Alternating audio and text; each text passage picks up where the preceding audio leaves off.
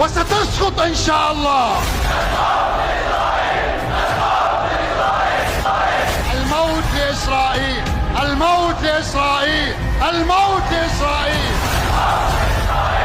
الموت لإسرائيل.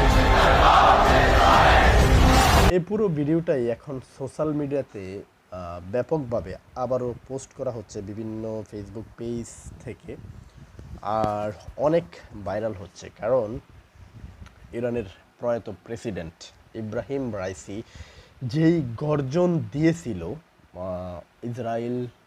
ইসরায়েলের বিপক্ষে, এমন গর্জন হয়তোবা ভবিষ্যতে আর পুরো মুসলিম বিশ্ব শুনতে পাবে কি না সেটা নিয়ে অনেকটাই সন্দিহান রয়েছে। কারণ আমাদের যে সকল মুসলিম কান্ট্রিগুলো রয়েছে, বিশেষ করে সৌদি আরব, দুবাই, তাদের যে সকল কার্যকলাপ এখন সামনে আসতেছে, তারা সরাসরি ইসরায়েলের সঙ্গে বিভিন্ন ধরনের কূটনৈতিক সম্পর্ক গড়ে তুলতেছে। ভবিষ্যতে তারা তাদের ভূমিকা কি থাকবে মুসলিম উম্মাকে রক্ষা করার জন্য, ইব্রাহিম রাইসি তিনি আর কখনো আসবে না, এমন গর্জন আর কখনো তিনি দিবে না।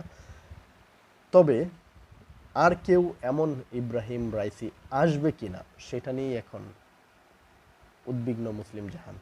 যদিও আমরা জানি যে আমাদের পবিত্র কোরআন শরীফে বলাও হয়েছে যে একদিন মুসলমানদের বিজয় হবে, সেটা কত বছর পর সেটা আমরা জানি না, তবে মুসলমানদের বিজয় হবে।